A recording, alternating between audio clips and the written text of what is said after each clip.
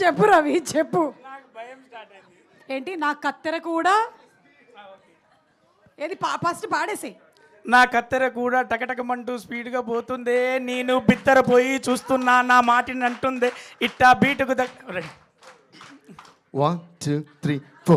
నా కత్తెర కూడా టకటకమంటూ స్పీడ్గా పోతుందే, నేను బిత్తర పోయి చూస్తున్నా నా మాటిని అంటుందే ఇట్టా బిత్తర పోయి చూస్తున్నా నాకేమైపోతుందే, నా షాపుకు వచ్చే వాళ్ళకి ఇంకా మిగిలేది గుండె.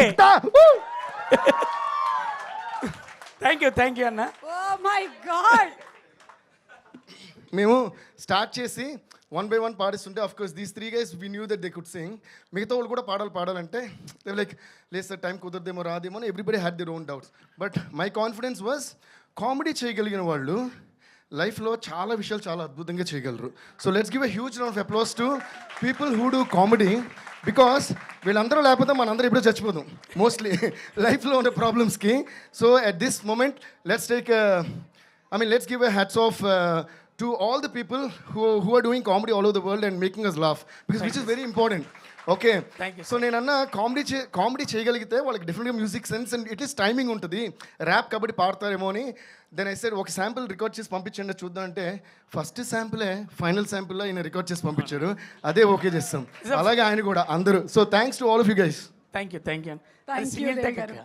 ఓకే, ఫస్ట్ ఆఫ్ ఆల్ సంగీతం శ్రీనివాస్ గారికి, నాగశ్విన్ గారికి, దేవిశ్రీ ప్రసాద్ గారికి ముగ్గురు స్టార్లు ఒకసారి గట్టిగా చప్పట్లు కొట్టాలి, అందరూ గట్టిగా చప్పట్లు కొట్టాలి వాళ్ళ ముగ్గురికి కటం.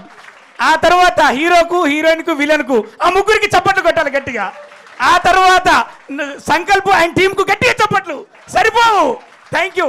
అక్కడ ఆడియన్స్గా కూర్చొని సినిమా మాది అని ప్రేక్షక దేవుళ్ళు అందరూ కూడా వీడియోలు పెట్టిన వాళ్ళందరికీ గట్టిగా చప్పట్లు.